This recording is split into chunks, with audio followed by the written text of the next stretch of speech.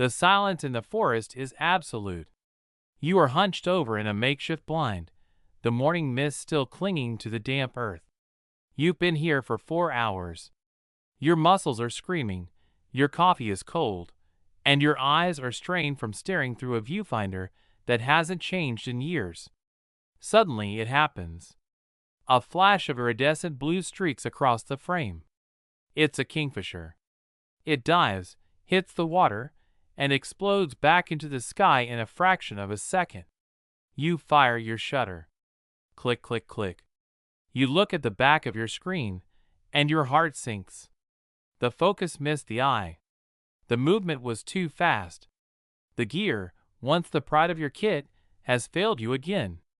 This is the reality for millions of photographers who are still chasing ghosts with outdated technology. But the drought is over. The rumors are no longer just rumors.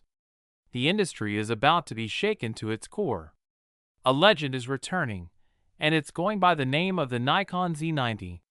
To understand why the photography community is losing its mind over a single camera body, we have to travel back in time.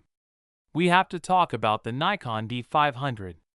For the uninitiated, the D500 wasn't just a camera. It was a cultural phenomenon in the world of imagery. Launched in an era when DSLRs were the unchallenged masters of the universe, the D500 occupied a unique space. It wasn't a toy for beginners, and it wasn't a sluggish, overpriced ornament for studio photographers. It was a tool of war. Nikon did something radical with the D500. They looked at their flagship, top-of-the-line, professional-grade D5, a camera that cost as much as a used car, and they distilled its DNA. They took that ferocious, lighting-fast autofocus system, the tank-like weather-sealed body, and the massive, deep buffer, and they squeezed it into a smaller, DX format, crop sensor chassis. It was genius. Why did this matter? Because for wildlife and sports photographers, physics is a cruel mistress. If you are shooting a professional football game from the sidelines or trying to capture a rare eagle in the mountains, you need reach. You need long lenses. On a full-frame camera, to get that reach, you're looking at lenses that weigh as much as a toddler and cost as much as a luxury vacation. They are unwieldy, they require heavy-duty tripods, and they are a nightmare to carry through a forest. But with the D500, that 1.5x crop factor was a gift from the gods. Suddenly, your 300mm lens acted like a 450mm lens. You got more reach for free. You didn't pay in weight. You didn't pay in extra bulk. You just got closer to the action. It became the baseline for every professional field photographer on the planet. It was rugged, it was fast, and it was reliable. But then, the world changed. The mirrorless revolution arrived like a tidal wave. Sony pushed the envelope, Canon followed, and Nikon had to pivot. They went all in on the full-frame Z-mount system. And let's be clear, that move saved Nikon as a company. The Z9, the Z8, the Z7, these are engineering marvels. They changed everything. But in that transition, a massive, painful void opened up. The loyal, professional-grade crop sensor shooters were left behind. For 7 years, they watched as the Z-mount catalog filled up with entry-level bodies. The Z50, the ZFC, the Z30, they were fine for vlogging or taking photos of your cat on a Saturday afternoon.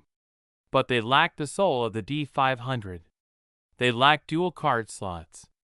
They lacked the weather sealing that could survive a monsoon. They lacked the buffer depth to capture a full burst of action without freezing up. Many professionals grew tired. They sold their F-mount glass. They packed up their Nikon bags and switched to systems that offered them that high-end, crop sensor feel. They felt abandoned by the company that had defined their careers. But behind the scenes, Nikon was playing the long game. They weren't ignoring these photographers. They were waiting. They were waiting for the mirrorless technology to mature to the point where they could deliver not just a replacement for the D500, but an evolution of the concept itself. And that is exactly what the Z90 represents. It is not an update. It is a reckoning.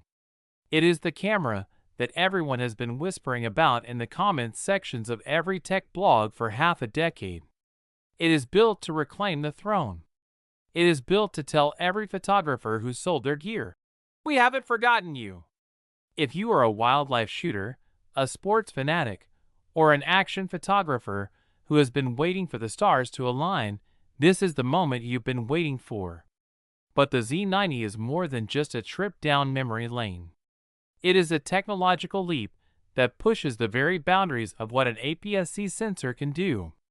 We are talking about power that was previously reserved only for the ultra-premium, full-frame flagships. The camera industry is about to face an earthquake, and it's coming from a direction nobody expected. Now, let's get into the weeds. If the D500 was the soul of this upcoming camera, the sensor is its heart. This is where the skeptics usually chime in with their concerns about APS-C technology. They'll tell you that you can't have both resolution and low light performance. They'll say you have to choose between a sharp, high pixel count and the ability to shoot in the dim light of a forest at dawn. But the Z90 is poised to shatter that outdated myth. The rumors, backed by highly consistent supply chain whispers, point toward a freshly engineered 33-megapixel stacked CMOS sensor. Some even whisper about 45 megapixels. Why does this number matter so much? Because in the world of wildlife and sports, resolution isn't just about vanity, it's about reach. Think about the math. When you take a 45-megapixel full-frame camera and put it into crop mode, which is how many people currently mimic the APS-C experience, you aren't actually using the full power of that sensor. You're essentially throwing away more than half of your pixels. Your resolution drops significantly, often down into the sub-20 megapixel range. You lose the ability to crop into that bird's feathers or that athlete's expression. You lose the detail that makes a photograph professional. But with the Z90, that high resolution is native. It's baked into the entire field of view. You get all those pixels across the entire frame. This is a total paradigm shift for the economics of photography. Previously, if you wanted professional, gallery-quality results from 100 yards away, you needed a massive prime lens.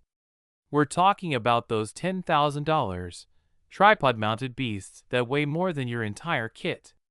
With the Z90 sensor density, you can take a more portable, manageable lens, capture the shot, and then crop aggressively in post-production. You'll still have enough resolution to print a massive, wall-sized poster without a hint of blur. You are effectively gaining a digital teleconverter that doesn't sacrifice image quality. Now, let's address the elephant in the room: low light performance. But smaller pixels collect less light. The traditionalists have been shouting this since the dawn of digital photography. And in the past, they were right.